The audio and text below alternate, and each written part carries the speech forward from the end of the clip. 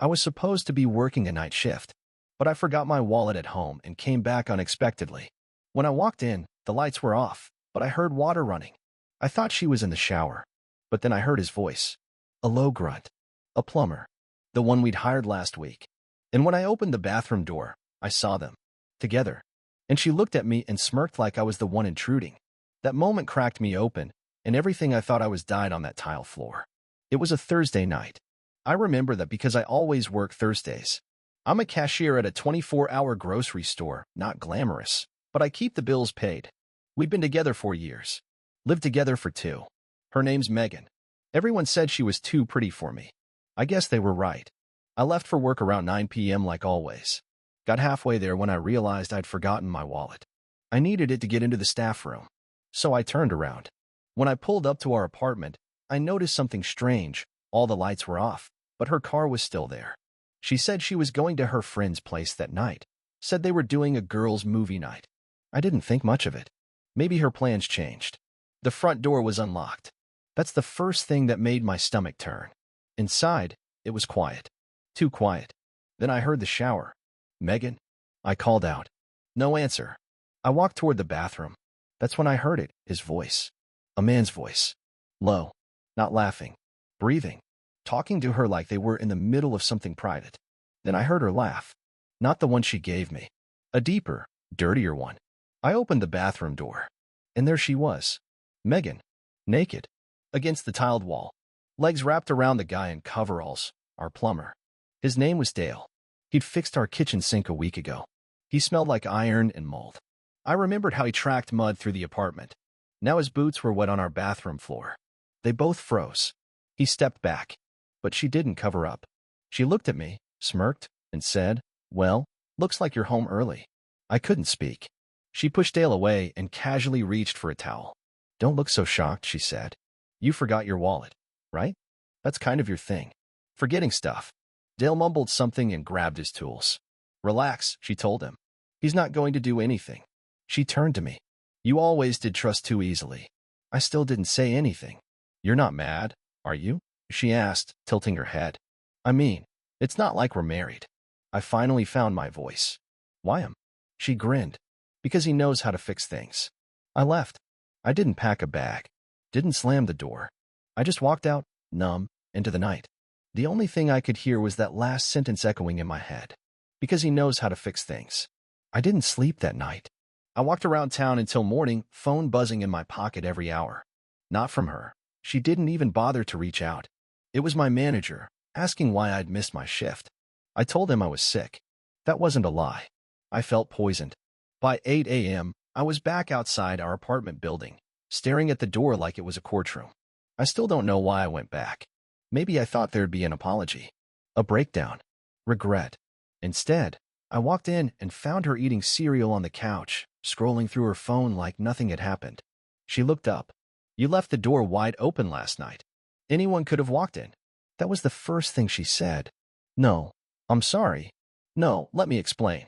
Just a critique. I stood in the doorway, waiting for her to say something real. After a moment, she sighed, set her spoon down, and said, Okay, you're obviously not over it. I blinked. You cheated on me, Megan. She shrugged. Is that what we're calling it? What else would you call what I saw? She smiled. Smiled. I call it an opportunity. For both of us. I didn't understand. You mean, for us to talk things through? That's when she laughed. A cold, sharp laugh that cracked something in me. Oh my gosh, she said. You're serious. You actually think we can talk this out?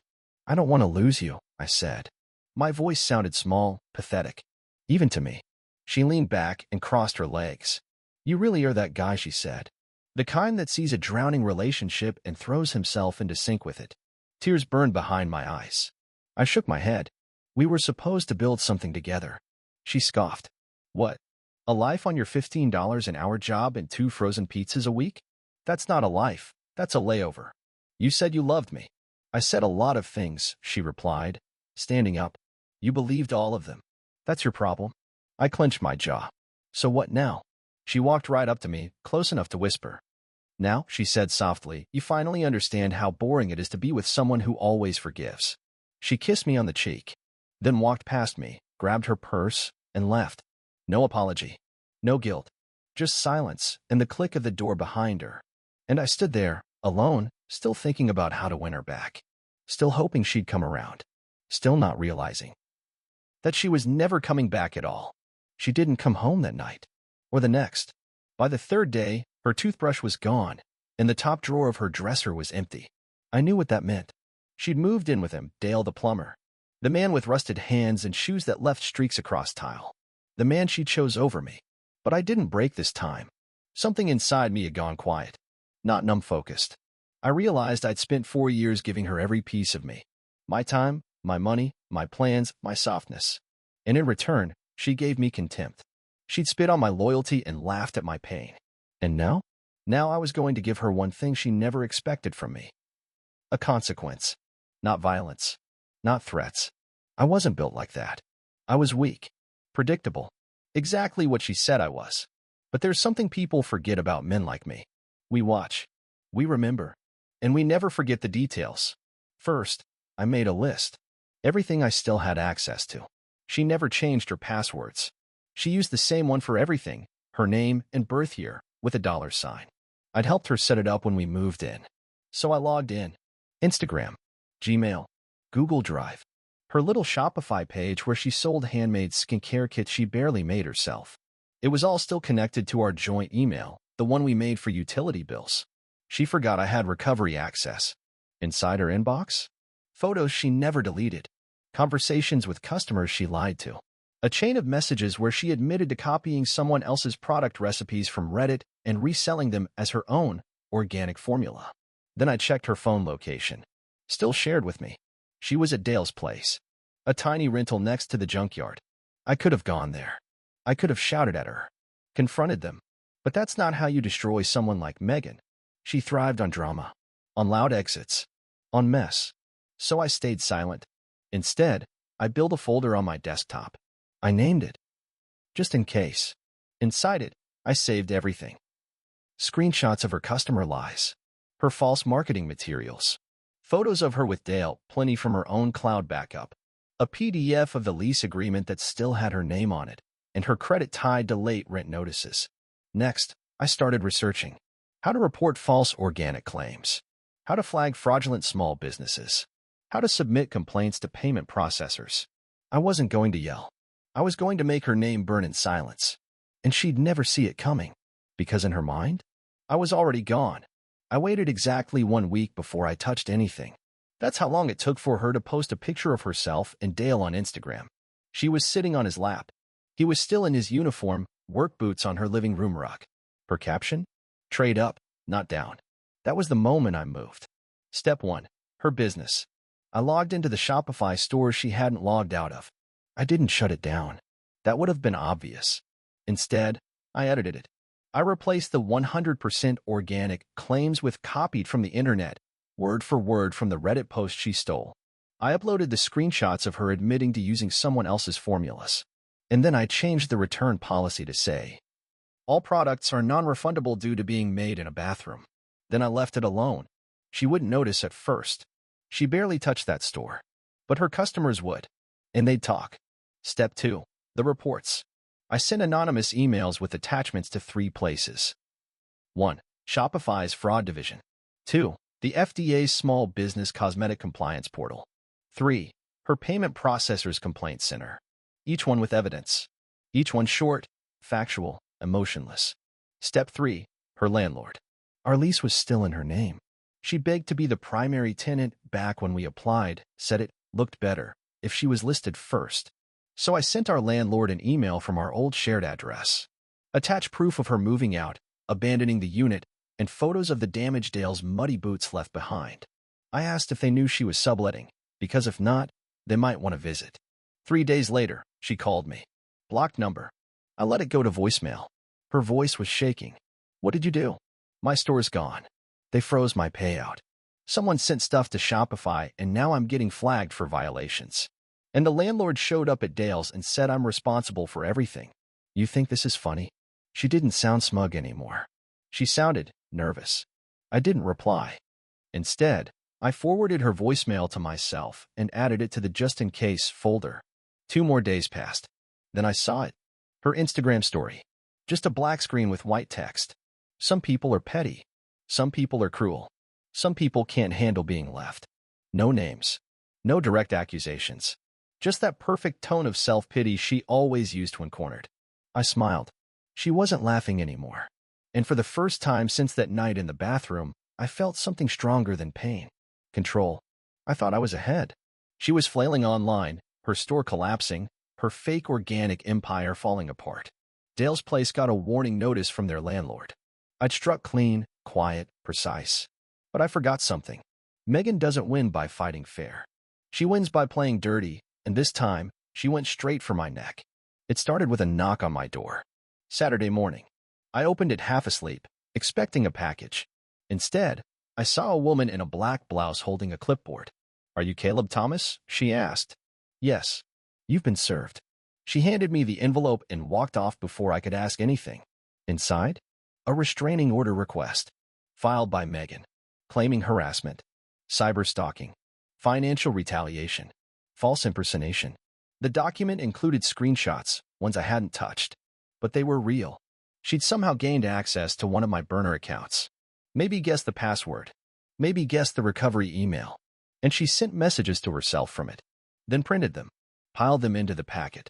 One message read, "You'll be nothing without me." Another, "I'm going to ruin you like you ruined me." They looked like threats. They sounded real. And now they were in the hands of a judge. I felt my chest tighten. I couldn't breathe. My hands were clean, but she made me look filthy. And worse? She filed it strategically. The day before my job interview with a local tech repair chain.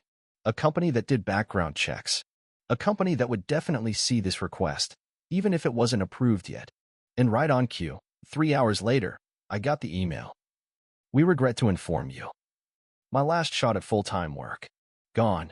I sat on my floor, surrounded by legal papers, trying to understand how she flipped it again. How she turned me into the aggressor. How she'd weaponized the very pain I was drowning in. And then came the final cut. My mom called.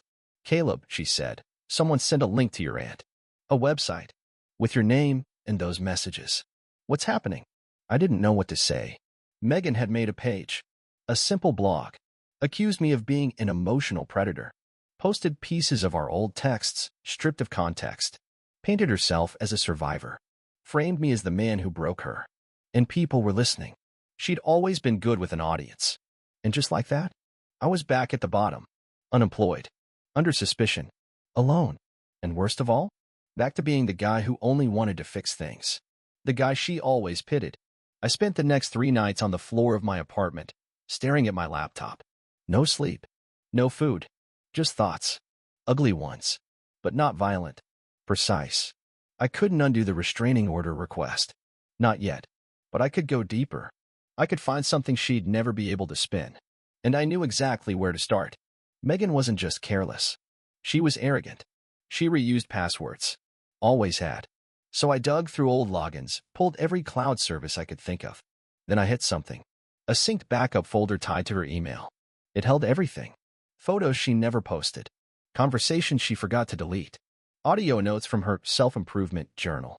And inside that mess? A full video log she recorded last year, meant for a brand pitch. 30 minutes of her talking about her entrepreneurial journey. She never published it. I figured out why. At the 19-minute mark, she started rambling about customers and her fake formula. She laughed, said, "If they ever knew it was just body lotion and crushed mint leaves, I'd be toast." Then came this. Honestly, the dumb ones are the best buyers. Especially the ones who think it's some sacred, vegan, moon-powered crap. I should just bottle tap water and slap "handcrafted by trauma" on it. I copied the file. Clipped the key parts. Cut out my voice, my fingerprints, anything that could trace back to me. Then I uploaded it anonymously. I titled the video, "She Lied. You Bought It." And I sent the link to 3 places. 1. A Reddit skincare community. 2. A watchdog YouTube channel that investigates fake health brands.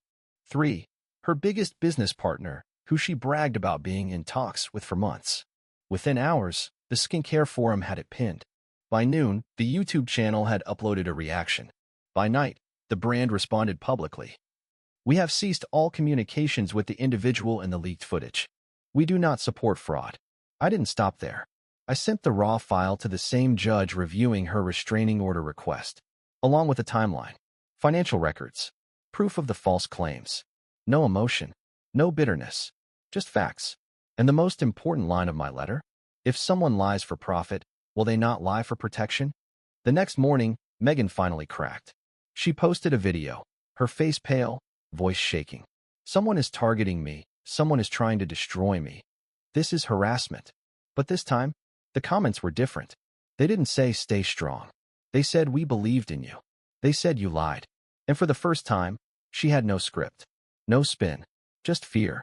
Because she realized. She didn't know where the next hit was coming from. I should have known she wouldn't stay down. Megan always had one last card hidden in her sleeve.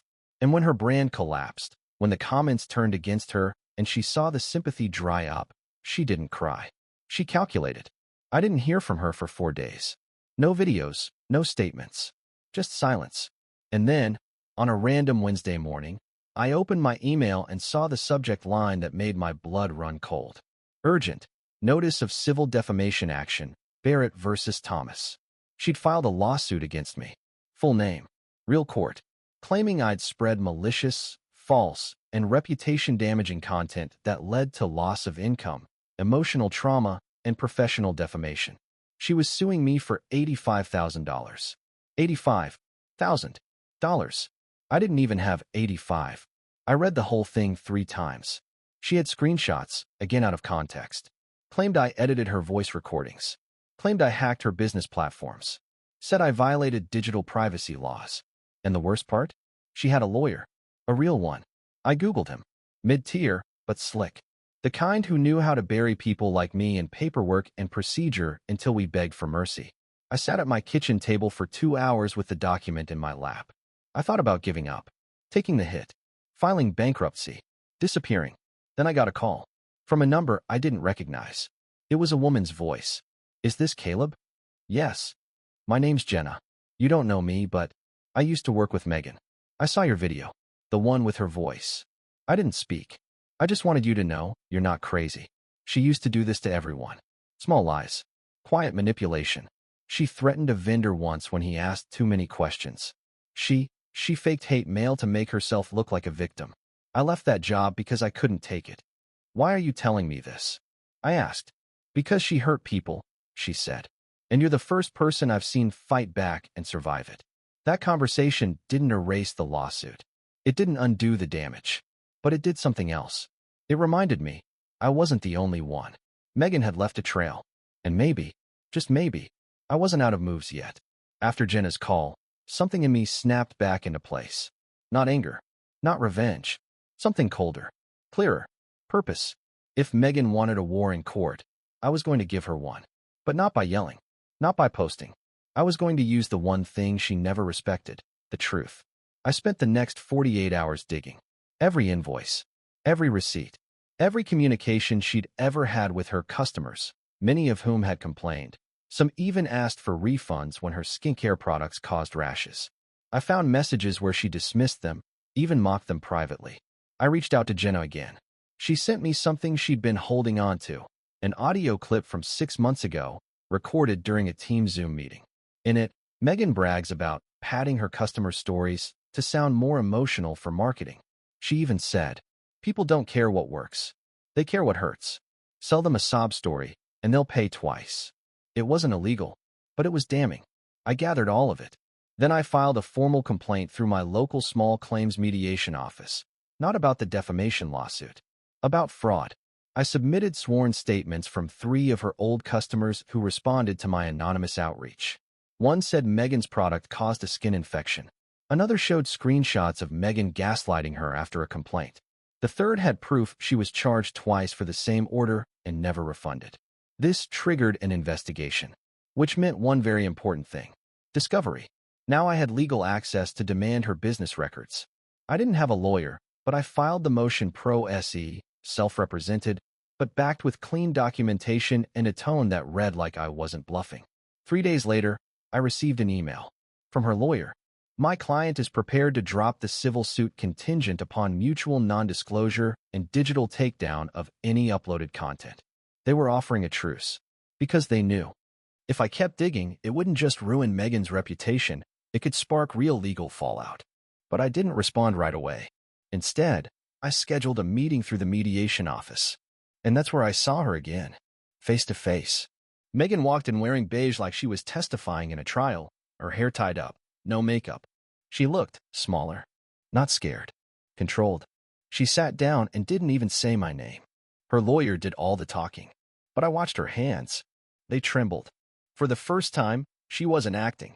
She knew I could bury her, and now she didn't know if I would. And for the first time in this entire spiral of humiliation, pain, and warfare, she was the one waiting for my next move. I should have seen it coming. When people like Megan feel cornered, they don't fight. They perform. She showed up at the mediation hearing silent, small, strategic. Her lawyer offered a clean settlement, mutual silence, mutual takedown of content, and zero further contact. In return, she'd withdraw the lawsuit. It sounded fair, logical, but I couldn't shake the feeling she had something planned. I signed it anyway. I just wanted it over. For the first time in months, I felt free. Until the next day. She posted a farewell video. Soft piano. Natural light. No makeup. Tears. She called it healing after hate. 10 minutes of whispered self-praise. She didn't name me, but she didn't need to. She said, I'm not allowed to talk about the details, but sometimes silence is the price you pay to protect your peace. She let the audience fill in the blanks. Again, comments flooded in. You're so strong. They tried to ruin you, but you're still standing. Proof that truth always wins. And just like that, she'd taken the final word. She'd flipped the script one last time. No one saw what I did behind the scenes. No one read the affidavits, saw the timestamps, or heard the recording. They just saw her, crying under soft light, pretending she'd endured some great injustice. She gained 40,000 new followers in a week. Brands reached out again. A podcast invited her on to talk about digital abuse and business bullying. And I went back to silence. No one knew what I did. No one would ever know. And part of me hated it. Hated how she walked away not just untouched, but stronger. But then, something strange happened. Late one night, I got a message. Not from a stranger. Not from a fake account. From Dale. Yes, that Dale. The plumber. He didn't say much. Just sent a screenshot. A bank statement. And one sentence. You're not the only one she used. I stared at the screen for a full minute. Then he followed up. If you ever want to talk, I got stories. Receipts too. My heart stopped. Because in that moment, I realized. Maybe she won this round. Maybe she rebuilt her image.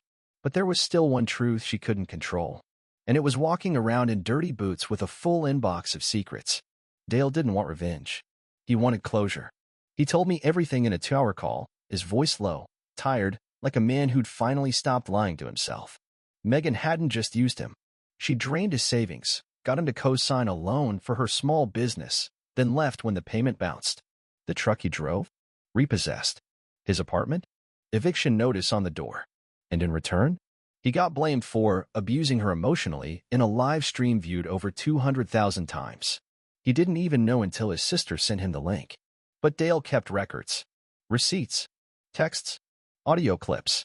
Screenshots of transactions, voice notes from Megan instructing him to lie. Even a video, her laughing in his apartment after faking a panic attack on social media. I asked if he was willing to go public. He hesitated, then said, if you lead, I'll back it. So I started putting everything together. I didn't rush it. I built a full timeline. From the moment I caught her in the shower, to the lawsuit, to her scam products, to her final viral video about healing. And at the center of it, a pattern. Use. Lie. Escape. Repeat. I drafted a full report. Attached every file. Every message. Every dollar she took and never paid back. I even got 3 other people from her past to submit anonymous statements. One was an ex-employer. Another, a client she'd ghosted mid-project. And the third, a former best friend who hadn't spoken to her since 2019. I was ready. Ready to send it all to the brands who just welcomed her back. To the podcast that praised her resilience. To every person who ever reposted her healing story with hashtags like #SurvivorQueen and #RiseFromTheAshes. I was ready to burn her entire online persona to ash. Then, she found out. I don't know how. Maybe someone warned her. Maybe Dale cracked. Maybe she just felt it. But that night, around 11:30, I heard a knock at my door. It was her. No makeup, no camera, no phone, just Megan. Her eyes were red, her hands shaking. "I know what you're about to do," she said. "Please, don't." I didn't speak. She stepped closer, voice trembling. "I'm sorry. I know that means nothing, but I can't breathe anymore. I'm losing everything. Please, Caleb, don't make me lose myself, too." Then she dropped to her knees. In my doorway, like every card had finally been played. Like she knew the final judgment was mine. "I'll disappear," she whispered. "I'll delete everything. I'll pay back everyone. I'll fix what I can. Just please, don't destroy me." I looked down at her. The woman who humiliated me, mocked me, lied about me, used me. And I thought about the file. How easy it would be to press send. But instead, I walked inside, sat down, closed the laptop, and said, "Hey, what would you do in my place?"